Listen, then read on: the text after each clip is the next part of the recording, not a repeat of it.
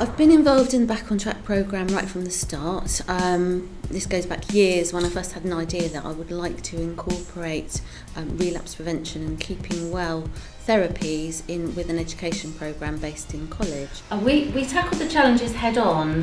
We actually plan, the sessions that I deliver are called the Keeping Well sessions, and we actually ask people what their problems and challenges are, and we actually tackle them directly. So we try really hard not to brush things under the carpet. We try and bring things out in the open. We organise sessions that will help to build people's confidence, help them manage their anxieties, help them manage their symptoms and understand a bit more about their symptoms, help them manage medication side effects as well, and encourage people to work together and support each other so that they can learn from each other but also build their confidence at the same time. The programme is designed to challenge stigma and discrimination for people with mental health problems, not just from the outside world, because although there is stigma and discrimination from the outside world, it's also the internal stigma that people feel themselves. They feel that maybe they've got something to be afraid of because they've got a mental health problem, and therefore they feel that maybe they can't progress in the same way that somebody without a mental health problem would.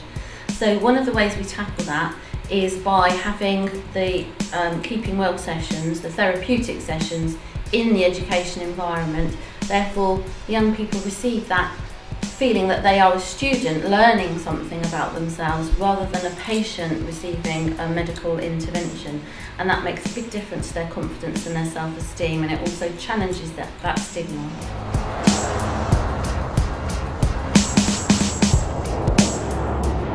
I'm quite new to teaching anyway, so this is very new to me. For me, the most important thing is that they attend, that they are comfortable in the classroom and that they're happy to be in the classroom environment and happy to be with each other. So that is the main purpose of Back on Track. And then alongside that, it's building up the learning so that we can work on the English and maths skills, getting back to where they were before they had maybe an episode of mental health, or even progressing on from there. But for me, the most important thing is getting them into college comfortably and for them to stay in college, because that is the purpose really of Back on Track. When they start and the nervousness and the anxiety is there, and we can't even sometimes get into the canteen, let alone do anything outside of the classroom. And then after Christmas, January time, we try and use the canteen more often. We go up for tea and coffee in afternoon time.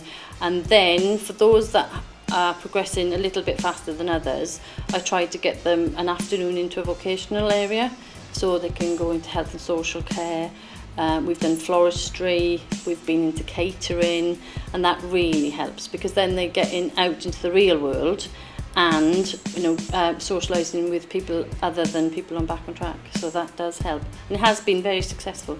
I think there's a lot, this year we've had quite high numbers, and I think there are more and more youngsters out there that are dropping out of college because they're just not coping.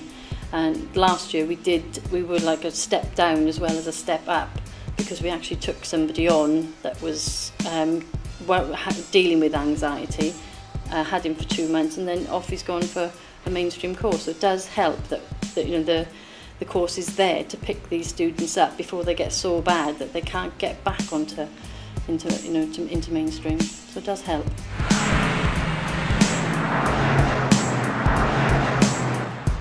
So far, I'm getting on with it really well. I've got on with a lot of students.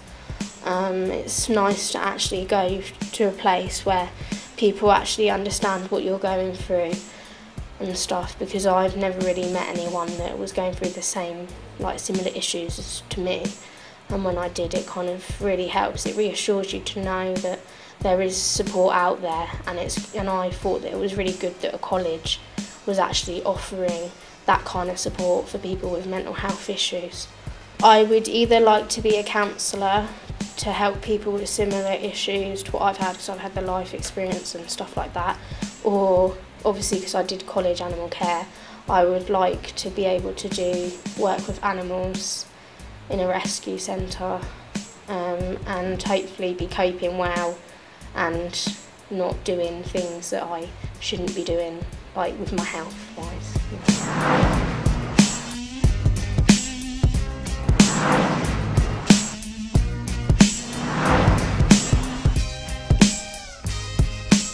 for this course, it's mainly, but in the past, I think this year's planned is vocational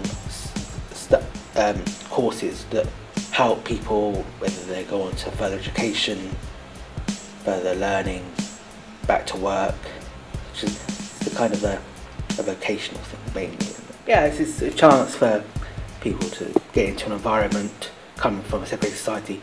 You know, it's not the mainstream, but it's on the way to the mainstream. It's certainly more exposed, more available than the mainstream is to people in mental health services in the city.